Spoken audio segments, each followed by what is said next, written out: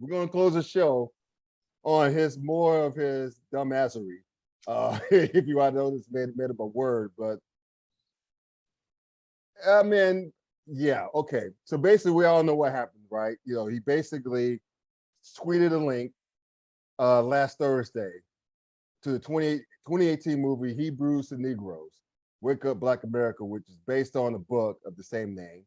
Rolling Stone described the book and the movie as, quote, stuff with anti-Semitic tropes, which you just do not do, okay? I don't care if you say or just tweet it. You just don't. If anything anti-Semitic, you just stay the hell away from it. I think most of us outside of Nazis know that, right? But basically, Kyrie, after he got called out, he doubled down because why? It's Kyrie Irving. He said that, quote, he's not going to stand down on anything he believed in. He also went on to say, and this is more of his quotes, quote, in terms of the backlash from 2022, history is not supposed to be hidden from anybody. I'm not a divisive person because of religion. I embrace all walks of life. So the claims of anti-Semitism and who are the original church people of God, and we go into religious conversations, and it's a big no-no. I don't live my life that way, okay? But still, he didn't apologize.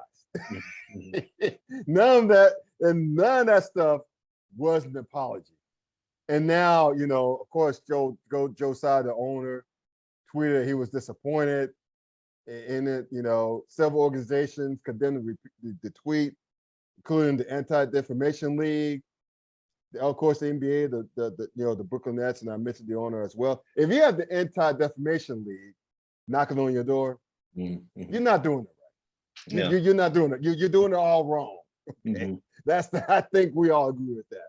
And recently, Amari Stoudemire, I just got this alert on my phone, calling him to, quote, apologize for it, because we all know, those of us know that Amari converted to Judaism, I think in 2020, like 2 years ago, during the pandemic. And so what's makes this even stickier is you can't really suspend him in the NBA because guess what? He's a vice president, I believe, of the Players Association. So of course they're gonna fight that. And so it's a mess, man. I mean, you had, I don't know if you saw last night or the night before, where some fans in the front row seats wore T-shirts in support of the Jewish community. I think they were all Jews. They had the yarmulkes in their head. And they I forgot the exact message, but it says justice for Jews. I'll just paraphrase that. And that's the silent protest in the front row.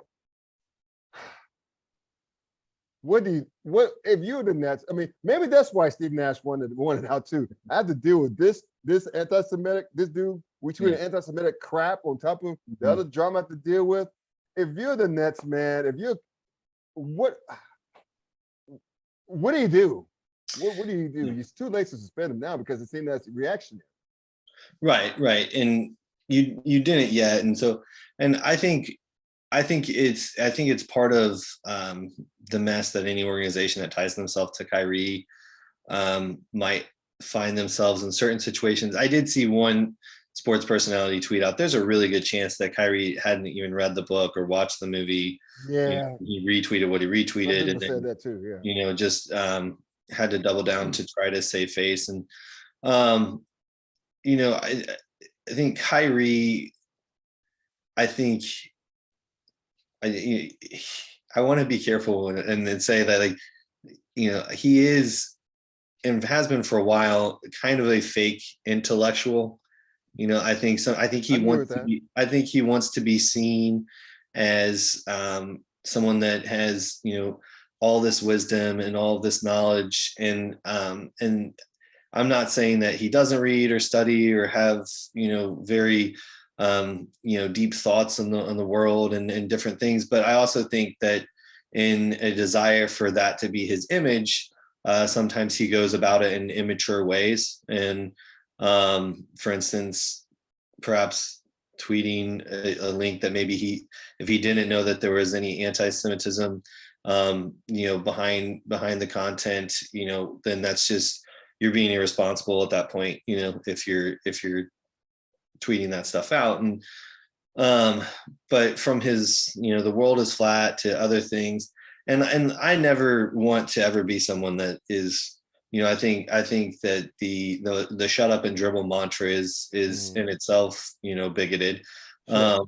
But I do, so I want to preface that and say, like, I do think if Kyrie would focus on his career and being the best basketball player, I think he'd be right up there with Curry as far as the top point guards. Sure. And I don't fault him for wanting to be more than that, but I think he needs to be more responsible and more mature in his pursuit of being more than that. And hopefully for him, this is a lesson for him. This is a learning experience that he will then, go on in the future and heed everything that has kind of all the fallout. But as far as the Nets, like you said, I'm not exactly sure what more they can do from here on out, other than just cutting ties at some point and trading Kyrie and washing their hands. Who's going to trade for him? Good point. Good point. Who's going to trade for him at this point?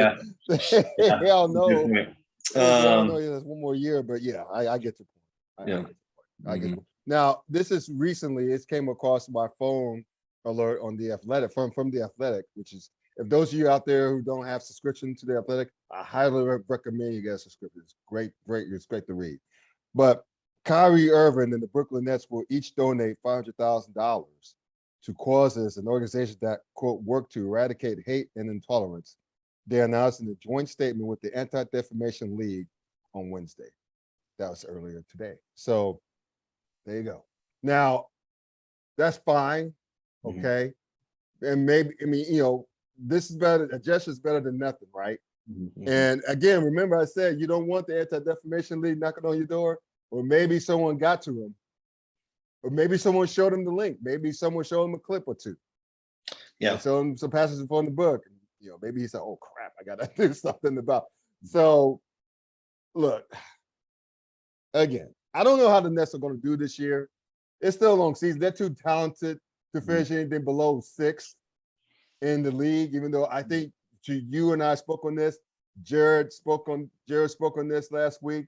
Their chemistry is terrible, and I know that they're missing people. They're missing Steph Curry. Joe Harris still getting his legs up under him, right? So those are two shoes that will help space the floor for everybody else, particularly Kevin Durant and Kyrie Irving to do their things, and even Ben Simmons to a certain extent to do like assists or whatnot. But I don't know. They're just I don't want to call them terrible. On paper, they got the talent to win the NBA Finals. Yeah. But they got the chemistry of a 5th grade chemistry class that blows up in everybody's faces. Yeah. So I don't know. I wish Steve Nash the best.